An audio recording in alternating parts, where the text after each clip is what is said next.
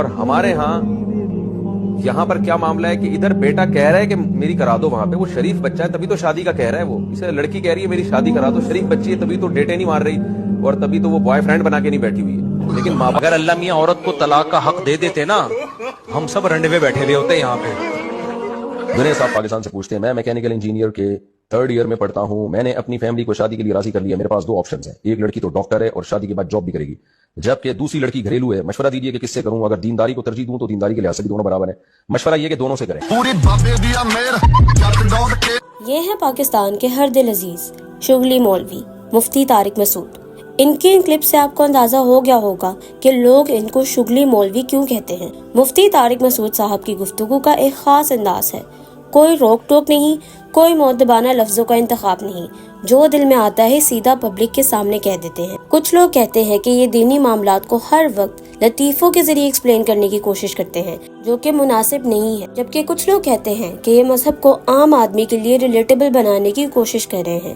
لیکن ایک بات جو ہر کوئی مانتا ہے وہ یہ ہے کہ پاکستان کے ٹپیکل مردوں اور محبت کرنے والی نوجوان نسل میں مفتی طارق مسعود کا الگ ہی کریز ہے۔ آخر اس شہرت کی وجہ کیا ہے، ان کا بیک گراؤنڈ کیا ہے اور لوگ ان کو اتنا پسند کیوں کرتے ہیں؟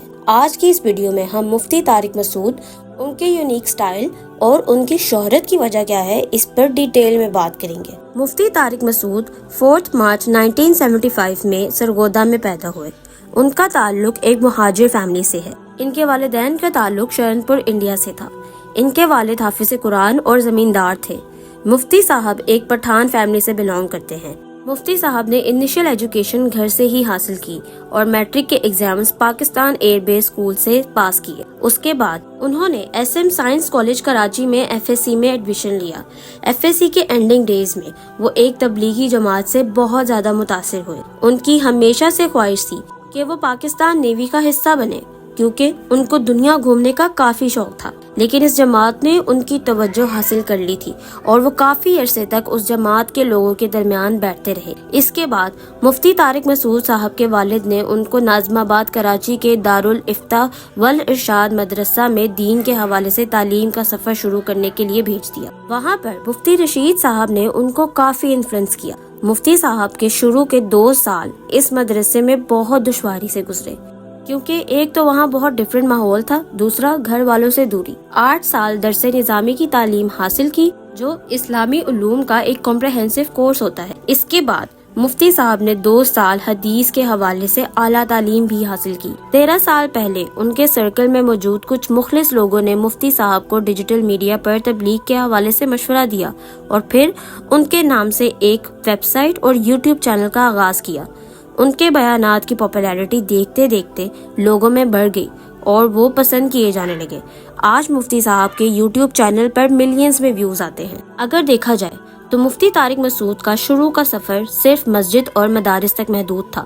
ان کی نالج، گفتگو کا انداز اور مختلف ٹاپکس پر ان کی گہری سمجھ صرف ایک چھوٹی آڈینس تک محدود تھی، لیکن جیسے ہی ان کے بیانات سوشل میڈیا تک پہنچنے لگے، ان کا یونیک طریقہ بیان، ان کی لاجیکل اپروچ اور وٹی اور ہیومر فلڈ سٹائل نے لوگوں کو اٹریکٹ کرنا شروع کر دیا۔ ان کو اصل شہرت 2015 سے 2016 کے آس پاس ملی، جب ان کے بیانات اور لیکچرز YouTube، فیس بک اور انسٹاگرام پر وائرل ہونے لگے۔ عام طور پر ایک اسلامک اسکالر کے بیان ایک سیریس اور ٹریڈیشنل لہجے میں ہوتے ہیں، لیکن مفتی طارق مسعود نے ایک نئے طریقے سے دین کو پریزنٹ کیا۔ وہ ایک امام صاحب جو ہے نا تقریر کر رہے تھے، وہ تقریر کر رہے تھے کہ 3 آدمی جہنم میں جائیں گے۔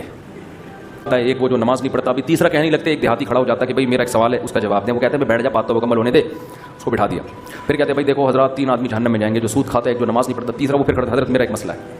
2-3 جگہ اس کو بٹھایا نا، پھر تقریر شروع کی، 3 آدمی جہنم میں جائیں گے، ایک سود نہیں کھاتا، ایک نماز نہیں پڑھتا۔ وہ پھر کھڑا ہو کہہ رہا تیسرا یہ جائے گا جہنم۔ ایک ایسے انداز میں جو عام آدمی کی زبان اور سوچ کے قریب تھا۔ یہی وہ انداز تھا جو ان کو دوسرے علماء سے الگ بناتا ہے۔ ان کا YouTube channel millions of subscribers کو ٹچ کر چکا ہے اور ہر نئے بیان پر لاکھوں ویوز آتے ہیں۔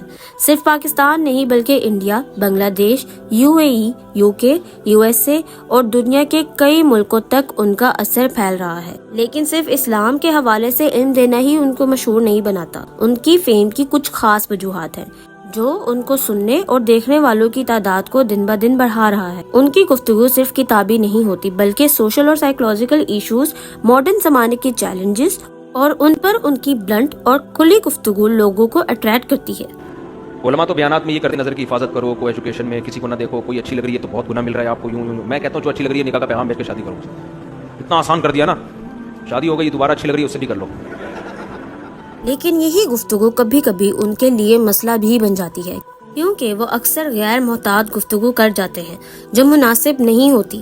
اسی غیر محتاط گفتگو کی وجہ سے ان کو ایک سنگین مسئلے سے گزرنا پڑا، جس کے بعد ان کو واجب القتل قرار دیا گیا اور ان کے بہت سے چاہنے والے اور علماء ان سے سخت ناراض ہوئے۔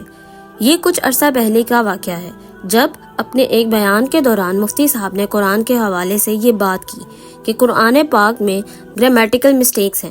آئیے ان کا یہ پورا بیان سنتے ہیں۔ ہمارے نبی صلی اللہ علیہ وسلم جب قرآن لکھوایا نا تو چونکہ آپ لکھنا پڑھنا نہیں جانتے تھے تو بعض دفعہ کاتب سے گرامر کی غلطی ہوئی لکھنے میں، ہمارے نبی نے اس کی کریکشن نہیں کی۔ آپ کو نہیں پتا چلا کہ گرامر کے لحاظ سے یہ غلط لکھا ہوا ہے، وہ اب تک اسی طرح لکھا ہوا ہے۔ سمجھ رہے کہ نہیں سمجھ رہے؟ مثال کے طور پر بہت ساری مثالیں اس کی قرآن میں، سورہ اقرا بسم ربک الذی خلق میں کیا آتا ہے؟ کلا لئن لم ینتہی لنسفعا بالناصیہ۔ اللہ کہتے ہیں اگر یہ کفر سے باز نہیں آئے ہم ان کو پیشانی کے بالوں سے پکڑیں گے قیامت کے دن۔ تو یہاں ہے لنسفعا، جتنے بھی علماء یہاں بیٹھے ہوئے ہیں ان کو پتہ ہے لنسفعا یہ لام تاکید ہے اور آخر میں نون تاکید ہے۔ یہ الف کے ساتھ لکھنا گرامر کے لحاظ سے غلط، کیونکہ تنوین ناؤن پہ آتی ہے، سینٹنس پہ یا فعل پہ تنوین کبھی بھی نہیں۔ یہ سارا معاملہ ان کے لیے وبال جان بن گیا اور بہت مشکل سے تھما جب مفتی صاحب نے حلفاً اس غلطی کی معافی مانگی اور سب سے اپیل کی کہ اس غلطی کو درگزر کر دیا جائے، لوگوں میں ان کی مقبولیت پر روشنی ڈالی جائے۔ تو ایک وجہ یہ بھی ہے کہ فقہی اور عقیدی مسائل پر فوکس کرنے کے ساتھ ساتھ مفتی طارق مسعود عام زندگی سے جڑا ہوا ہر وہ مسئلہ ڈسکس کرتے ہیں جو لوگوں کے لیے ریلیونٹ ہے، چاہے وہ شادی اور رشتے کا ایشو ہو، گھریلو ٹینشنز ہو، میاں بیوی کے جھگڑے، ینگسٹرز کا کیریئر سلیکشن اور مال کمانے کے طریقے، ساس بہو کانفلکٹس، پیرنٹس اور بچوں کے بیچ مس انڈرسٹینڈنگز۔ مفتی طارق مسعود ان تمام ٹاپکس پر ڈیٹیل میں بات کرتے ہیں اور اسلامک سولوشنز دیتے ہیں۔ یہ وہ ٹاپکس اور مسائل ہیں جو ہر شخص اپنی ڈیلی لائف میں فیس کرتا ہے۔ ان کے بیانات میں ایسے چٹکلے اور لطیفے بھی شامل ہوتے ہیں جو کبھی کبھی نامناسب لگتے ہیں، لیکن لوگ ان کو اسی لیے پسند کرتے ہیں کیونکہ ان کے بیان میں لطیفے ہلکا پھلکا ماحول بنا دیتے ہیں۔ چٹکلا سنا تو میری عادت ہے درمیان میں تھوڑے سے چٹکلے سائنس پڑھو تو پتہ چلے گا اس میں تھوڑا سا چٹکلا آ رہا ہے ذہن۔ اور ینگ جنریشن کہتی ہے کہ اس وجہ سے انہیں دین سیکھنا بھی بورنگ نہیں لگتا۔ اگر مفتی صاحب کے اسکول آف تھاٹ کی بات کی جائے تو وہ دیوبندی فقہ سے تعلق رکھتے ہیں جو حنفی مسلک کا ایک بڑا اسکول آف تھاٹ ہے۔ ان کا تعلیمی بیک گراؤنڈ بھی دیوبندی مدارس سے ہے اور ان کے بیانات حنفی فقہ اور دیوبندی علماء کی روایت پر مبنی ہوتے ہیں۔ ان کا بریلوی مسلک سے اختلاف مزارات اور وسیلہ لینے پر ہے جسے دیوبندی علماء شرک اور بدعہ قرار دیتے ہیں۔ شیعہ مسلک سے بھی ان کے اختلاف تاریخی روایت اور صحابہ کے مقام کے حوالے سے ہے۔ ان تمام اختلافات کے باوجود مفتی طارق مسعود اپنے یونیک سٹائل اور ہیومرس بیانات کی وجہ سے مختلف فرقوں سے تعلق رکھنے والے لوگوں میں بھی مقبول ہیں۔ میں اپنے بیٹے کا نام محمد طوفان رکھ سکتی ہوں، آپ بڑے بیٹے کا نام محمد طوفان رکھیں، چھوٹے والے کا نام محمد سیلاب رکھیں، اور تیسرے نمبر پہ جو بیٹا ہوگا اس کا نام زلزلہ خان رکھیں، اور چوتھے نمبر پہ جو ہوگا اس کا نام تباہی، اور پانچویں والے کا قیامت۔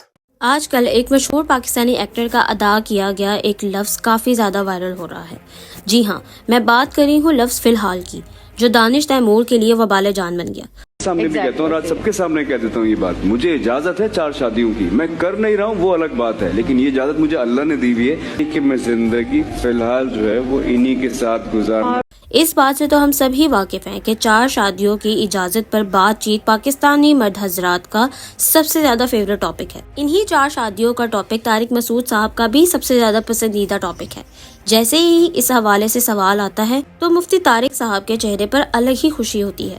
ان کا کہنا ہے کہ مرد کو 4 شادیاں کرنی چاہیے کیونکہ اس میں کوئی حرج والی بات نہیں ہے۔ مفتی طارق مسعود کا کہنا ہے کہ صرف اجازت ہونے کی بنیاد پر 4 شادیاں کرنا جائز نہیں ہے، بلکہ یہ شادیاں جہاد کی نیت سے ہونی چاہیے۔ ان کی ریزننگ یہ ہے کہ کیونکہ خواتین کی تعداد مردوں سے زیادہ ہے اور اگر ان سے شادیاں نہ کی گئیں تو بہت سی عورتیں کنواری رہ جائیں گی، جو سوسائٹی کے لیے نقصان دہ ہو سکتا ہے۔ ان کا کہنا ہے کہ اللہ اس عمل سے خوش ہوں گے، لیکن شادیاں کرنے کے بعد بے وسع مسائل سے بچنے کے لیے ان کو الگ الگ رکھنا ضروری ہے، ورنہ آدمی کی ساری زندگی سیلف ڈیفنس میں گزر جائے گی۔ بھائی میری پوری بیان سنا کرو، میں سمجھتا ہوں کہ یہ 2 شادیاں 4 شادیاں معاشرے کی ضرورت ہے، لیکن یہ جہاد ہے تو جہاد سمجھ کے کرو، انجوائے کرنے کے لیے کرنے کی بالکل بھی ضرورت نہیں ہے۔ ان کی اپنی 4 شادیوں کی کہانیاں بھی مشہور ہیں جو ان کے ہیومر اسٹائل کی وجہ سے لوگ انجوائے کرتے ہیں۔ میری جتنی بھی شادیاں ہوئی ہیں بڑے آرام سے الحمدللہ ہو گئی۔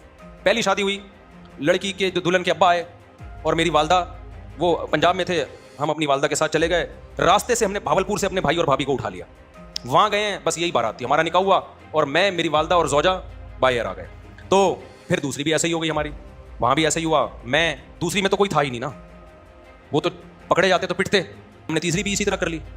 وہ کیسے ہوئی تھی ابھی مجھے ساری شادیاں یاد نہیں ہے کہ پوری ڈیٹیل، وہ بھی ایسے ہی ہوئی تھی بلکہ۔ اس کے ساتھ ساتھ مفتی صاحب صرف برادری کی بنیاد پر شادی نہ کرنے کو جہالت قرار دیتے ہیں۔ ان کے مطابق یہ ایک سوشل ایشو ہے جو اکثر گھروں میں دیکھا جاتا ہے، جہاں سے برادری کی وجہ سے لڑکیوں کے رشتے روک دیے جاتے ہیں اور بہت سی لڑکیاں عمر گزر جانے کی وجہ سے شادیوں سے محروم رہ جاتی ہیں۔ ایک اور معاملے میں مفتی طارق مسعود صاحب بہت اسٹرانگ سٹینس رکھتے ہیں اور وہ ہے مزاروں پر جا کر دعا کرنا۔ مفتی طارق مسعود مزارات پر جا کر دعا مانگنے کے سخت مخالف ہیں اور اسے غیر اسلامی اور شرک قرار دیتے ہیں۔ ان کا کہنا ہے کہ بزرگوں کی قبروں پر حاجات پوری ہونے کی نیت سے دعا کرنا اسلام کی اصل تعلیمات کے خلاف ہے، کیونکہ اسلام صرف اللہ پر بھروسہ اور اسی سے مدد مانگنے کا درس دیتا ہے۔ ان کے مطابق رزق، صحت یا کوئی بھی مشکل کا حل صرف اللہ کے ہاتھ میں ہے، کسی بزرگ یا ولی کے پاس نہیں۔ یہ سٹینس انجینئر محمد علی مرزا کے نظریات سے ملتا ہے، مگر اس کے باوجود دونوں کے آپس کے تعلقات اچھے نہیں ہیں۔ مختلف فقہی اور تفسیری اختلافات کی وجہ سے یہ دونوں ایک دوسرے کے سخت ناقدین ہیں۔ مفتی طارق مسعود انجینئر محمد علی مرزا کو ایک خود ساختہ اسلامک اسکالر قرار دیتے ہیں اور کہتے ہیں کہ ان کا دین کا کوئی تعلیمی بیک گراؤنڈ نہیں ہے، اس وجہ سے ان کی گفتگو پر مکمل اعتبار کرنا صحیح نہیں ہے۔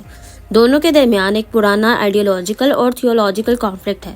انجینئر مرزا فرقہ واریت کے مخالف ہیں اور اسلام کو صرف قرآن اور صحیح حدیث کی روشنی میں سمجھنے پر زور دیتے ہیں، جبکہ مفتی طارق مسعود فقی اور علماء کی روایت کو اہمیت دیتے ہیں۔ مرزا صاحب ریشنل اور کرٹیکل اپروچ رکھتے ہیں، جبکہ مفتی طارق مسعود حدیث اور علماء کی روایت کو زیادہ اہمیت دیتے ہیں۔ 4 شادیوں اور حدیث کی تشریح پر بھی دونوں کے ویوز مختلف ہیں۔ مفتی طارق مسعود انجینئر مرزا کو فتنہ کہتے ہیں، جبکہ مرزا صاحب نے ان کو شغلی مولوی قرار دیا۔ یہ اختلافات مناظرے تک جا پہنچے، جس میں مفتی طارق مسعود نے جہنم جا کر 48 گھنٹے تک انجینئر مرزا کا انتظار کیا، مگر جواب نہ ملنے پر اپنی جیت کا اعلان کر دیا۔ کہانی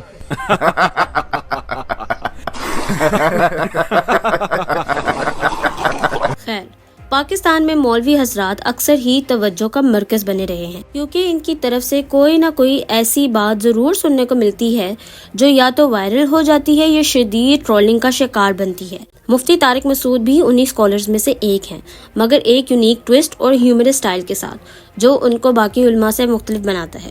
امید ہے اس ویڈیو کے ذریعے آپ کو مفتی طارق مسعود کے حوالے سے ڈیٹیلڈ انفارمیشن ملی ہوگی۔ ان کے اسلامک پوائنٹ آف ویو کے بارے میں آپ کی کیا رائے ہے؟ کمنٹس میں ضرور شیئر کریں اور ایسی مزید ویڈیوز دیکھنے کے لیے ہمارے چینل کو سبسکرائب کرنا نہ بھولیں۔